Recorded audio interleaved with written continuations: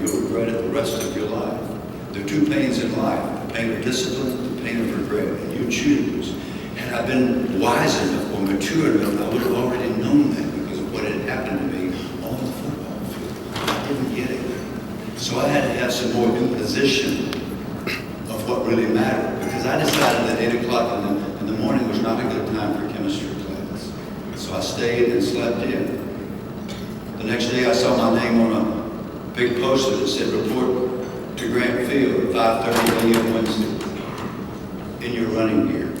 So I met a very happy assistant coach named Dick Inman who ran me up and down those west stands until I couldn't stand up. About the 50th time I gagged and running through my own vomit and self-pity and tears, I decided that chemistry at 8 o'clock in the morning was a wonderful thing. That's a cute little story. And people chuckle. But here's what matters. I never cut another class.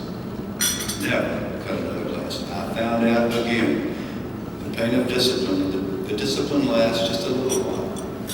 The pain of regret, if we don't follow through and make wise decisions, the best decisions, the honorable decisions, the pain of regret lasts the rest of your life. When you don't do things the right way, when you take the easy way out, you're reinforcing habits that are going to accompany you wherever you go. When you do take the right course, when you do the right thing for whatever reason, and you do it over and over and over such that it becomes internalized, that which is forced upon us becomes a part of our very being, such that we do the right thing because we come to a moment of truth, but we're going to do what we've been doing because we are above all creatures of habit. After we left the gentlemanly Bobby Dodd, we went about 1,000 miles north, and there was a guy named Vince Lombardi at the Green Bay Packers. He was not Southern. The NFL had 20 rounds in the draft, and I was so excited about the NFL draft that I did not know they were having one. My brother-in-law called me on a Sunday morning and said, hello, Green Bay Packers. I hung up on him because I thought he was messing with me. I never got a letter from the Green Bay Packers. The Packers had drafted me in the 20th round. Lombardi had turned to his personnel man, Pat Pepler, and said, Pepler, I've drafted 19 players. It's 2 in the morning. I'm exhausted. I'm going to bed. Do something humorous with the 20th selection. I did. So there I was, but that wasn't my biggest issue. There was a middle linebacker named Ray Nitschke who broke my face mask and my nose and knocked me out the first day. That was not my biggest problem. My biggest problem was I had never been in a huddle with an African-American person. It was 1965 now. I'm a white Southern kid from College Park, Georgia, and Georgia Tech. Most of the NFL, this is the part about Lombardi that people don't appreciate. For you people, and a lot of folks come up and just ask me straight out, what was he like? I don't even have to hear the name. I know who they're asking me now. Here's what Lombardi was like in his heart of hearts. He abhorred racism. He didn't like any kind of favoritism at all because he had an Italian name and he had experienced prejudice when it came to job choices. So if there was a racist word that escaped your mouth in our training camp, you were gone. He didn't tolerate it. Other NFL teams had quotas, and they bragged about the fact that they only had 1 or 2 African-American players, and we beat their brains out every Sunday because he didn't care what you looked like or where you came from or what color your skin was. We had 10 African-American players on a 40-man roster, but it wouldn't have mattered if we had 38. That's why the guys loved him, despite his ferocious nature. He said, if you're good enough to play, you're going to be on our team. If you're not going to be here. You're going to ceremoniously send you home. Well, I thought that all those guys, and for those, again, for football aficionados, I don't have to tell you who was there. Willie Wood, Lionel Aldridge, Mark Fleming, Herb Adderley,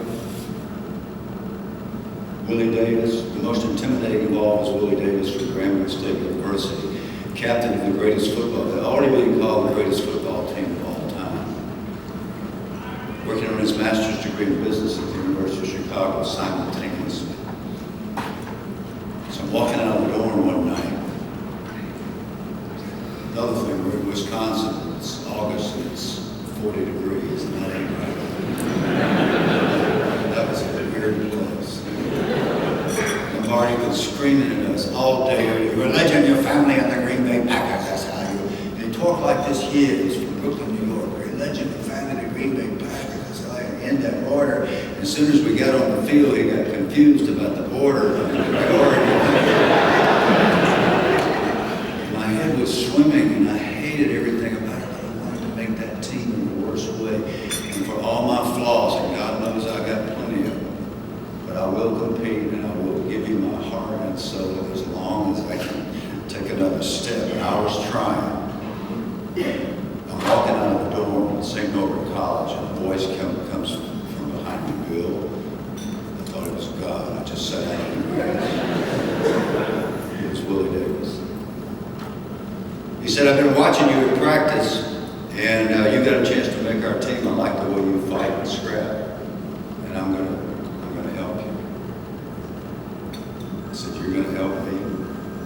He said, "Yeah." He told me a story about his early years when the Packers had been beaten. Lombardi's playoff record was 9-1, and the one loss was to the Eagles in the 1960 World Championship game. Willie said, "I left that field, and I knew that I had not given my very best. I made up my mind that that would never happen to me again.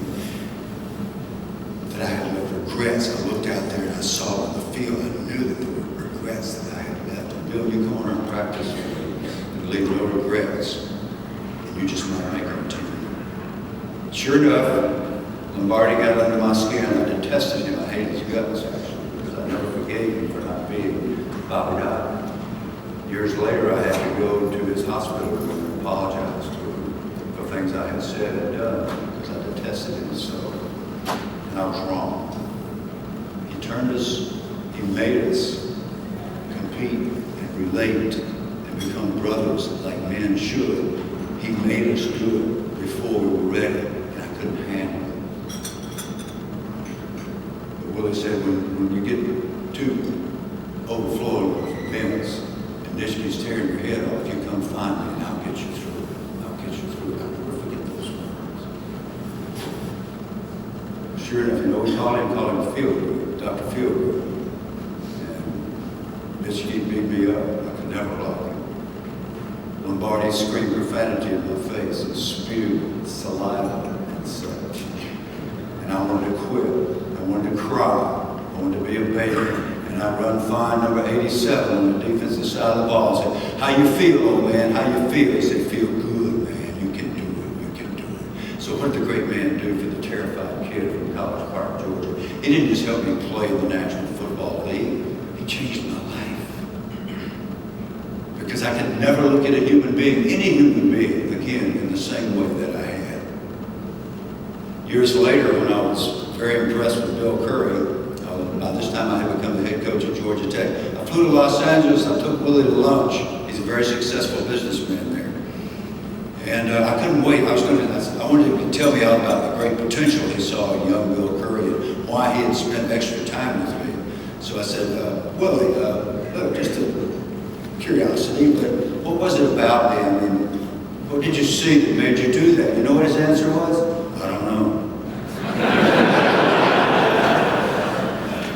Hurt my feelings. I left there so disappointed. I wanted him to brag on me. You know what I figured out? He didn't know. He didn't care. He was just being the captain of a team. He didn't care where you came from or what you looked like. What a lesson. Guess who the speaker was? The first speaker in the new facility of the Georgia State Panthers in 2010, 45 years later. Guess who the first person was that spoke to our little team down at Georgia State when we were trying to start? The great Willie Davis, all the way from Los Angeles. That is a teammate. That is a leader. That is a great man. That kind of life forces an accountability from the rest of us that causes us to change. That's what great coaches, that's what great leaders do. The piece you heard about the huddle is where my heart is. In that huddle are liberals and conservatives, north and south.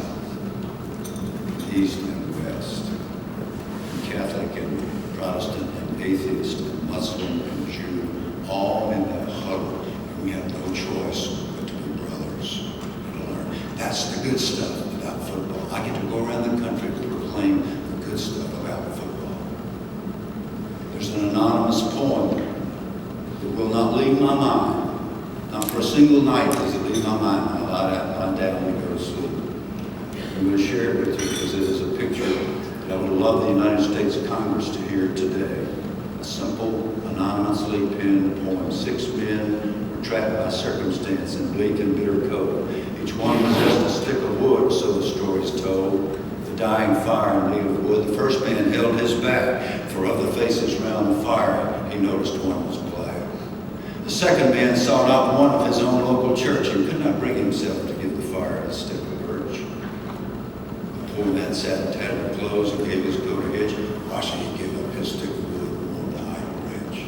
The rich man sat and thought of all the wealth he had in store and how to keep what he had earned from the lazy, shiftless poor. The black man's face spoke revenge, and the fire passed from his sight.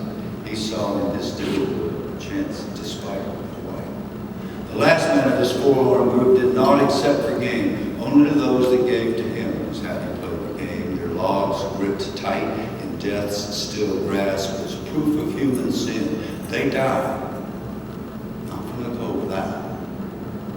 They died from the cold within. They died, not from the cold without. They died from the cold within. A rhetorical question. What would have happened if Willie Davis had been seated at that fire, the dying fire? What would have happened if Nelson Mandela had been seated at the dying fire? What would have happened if Mother Teresa, if Helen Keller, if Wilma Rudolph? What would have happened if a true person of faith and a leader had been seated at the dying fire? You know what would, everybody would live, everybody would prosper. That's where we are.